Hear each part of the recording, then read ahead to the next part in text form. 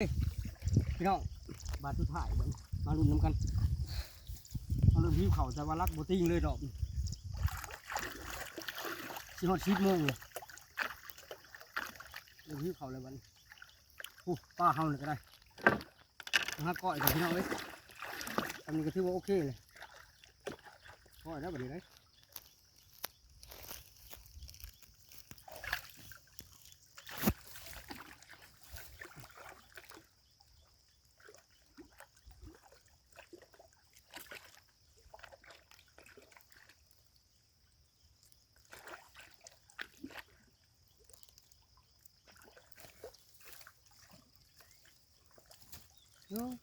ใบนี่ดิถูกตึกเน่หนูชากลางเวทยังมีตึกเน่อยู่บัวไว้ด้วย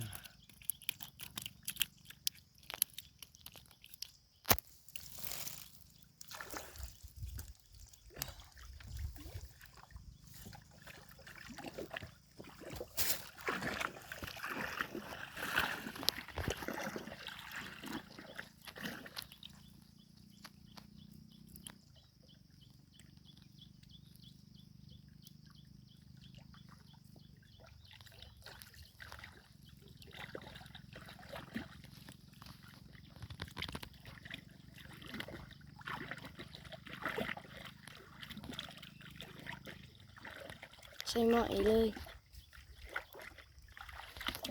เห็นเลยทุกคนเลยมิดอินชิม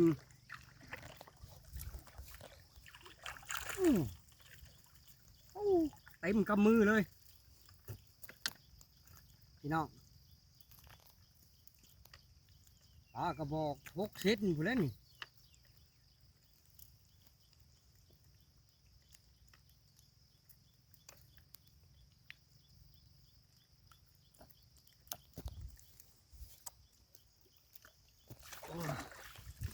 โอ้มาปูมันไม่ใช่ถ้าจะพักไปสิพักหนึ่งขึ้นมันบอกว่าอยู่กันด้วย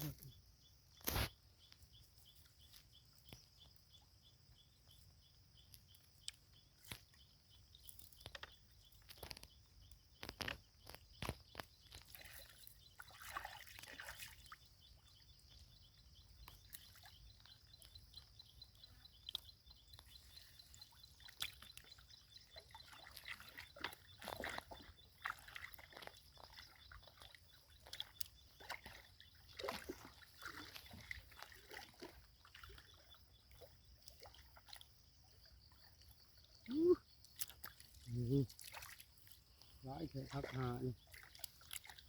ปิ้งโอ้ยเหี้ยคือกดช่อง ช่องโตเลยนะปีงกินช่องโต